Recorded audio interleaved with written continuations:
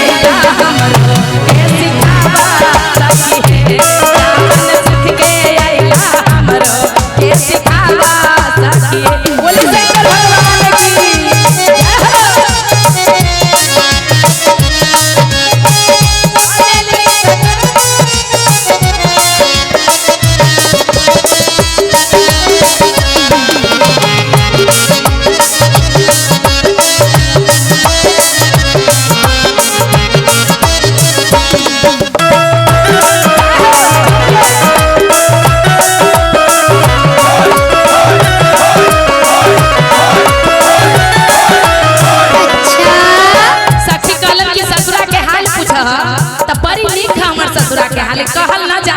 एकदम खुशी होके चर्चा में कहना भाव में हमर ससुर जी हन पुजारी सखी, हमर ससुर जी हन पुजारी सखी, हमर ससुया हाथ बोला ए दीवानी सखी, ससुया हाथ बोला ए दीवानी सखी, तो हमर ससुरा के हाल तू सुना सखी, हमर ससुरा के हाल तू सुना सखी, ए भैया तू लोग भगवान के दीवानी न हो तो तनी हाथ उठावा ना, कोई शिकायत है तो डॉक्टर साहब से इलाज करवा लिया समस्तीपुर बाजार में जाके, आ तनी हाथ दोनों उठावा, कुर्सी पर वाले पीछे भैया भी उठाइए कि अपन ससुरा के हाल हम सुना वही सखी है, कौना भाव में अरे हमर सासुया हाथ बोला ए दीवानी सखी, हमर सासुया हाथ ए दीवानी सखी है।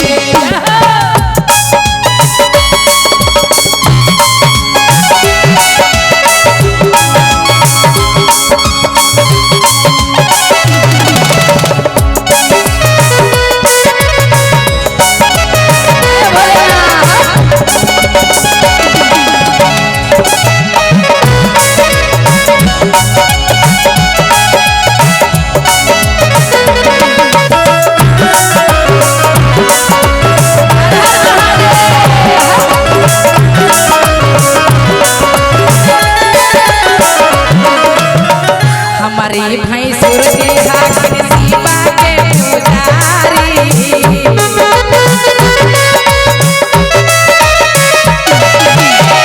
हमारी देवर जी हाकिम भोला के पुजारी,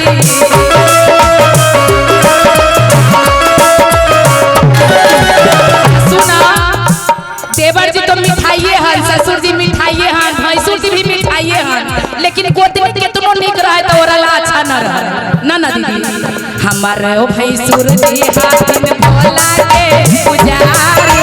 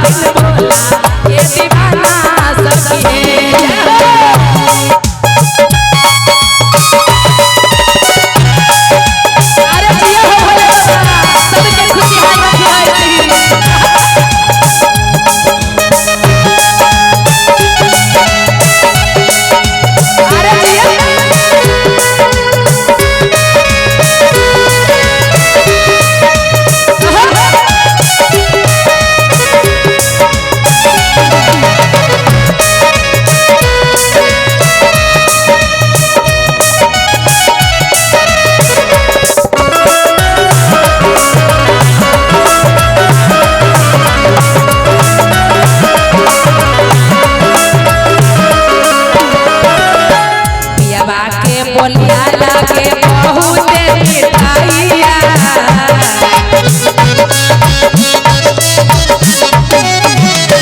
सासू के बोलिया लागे बहुत मिठाइया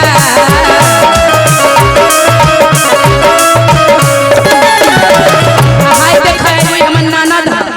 इतना जहर के पुरिया है ना कि जब जब आवा जब जब फोड़ के चल जा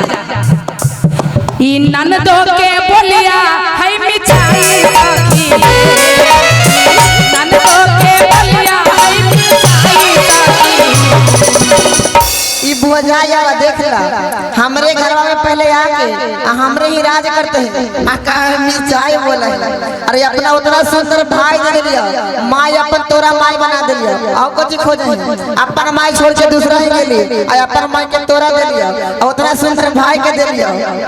सच्चे में दीदी ते वो कहावत सुन लो कि बाबा के बेटी राय छै या भैया के बेटी दाई बना है एकरा कोई अब यहाँ हिस्सा है अरे तोरा 9 लाख दे के भी हलियो अरे ई नाना दो के बोलिया जहर के पुरिया सखी